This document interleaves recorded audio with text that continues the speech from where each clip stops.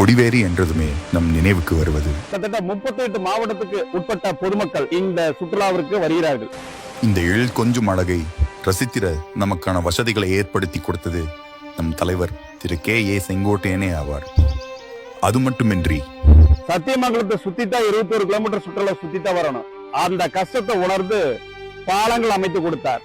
பாலத்தின் மேல் செல்லும் மக்கள் போலவே பாலத்தின் கீழும் இருக்கிறார்கள் தலைவரால் பயன்பெற்றவர்கள். இது அவர்களை பற்றிய காணொளி. கொடிவேரி மீனவ பெண்களின் கதை. என்னோட பேர் ராணிங்க. நான் பெரிய குடியேறி இருக்கிறேன்.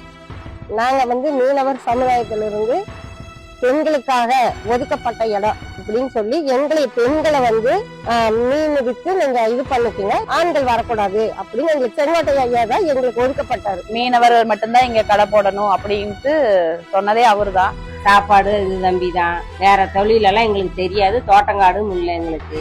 இன்னைக்கு வரைக்கும் எங்களுக்குள்ள எந்த பிரச்சனை வந்தாலும் அவர் தான் தீர்த்து வைப்பாரு. என்னன்னு போய் சொன்னாலும் போதும், அடுத்த நாளே எங்களுக்கு எல்லாமே ரெடி பண்ணி கொடுத்துருக்காரு. வேற யாரும் எதுவும் செய்யறது இல்லை. நாங்க யாருகிட்ட சொன்னாலும் யாரும் காது கொடுத்து கேட்கறது இல்லை. அதனால நாங்க பெண்கள் எப்பவும் அவர் பக்கம் தான் இருப்போம், கடைசி வரைக்கும் இருப்போம்.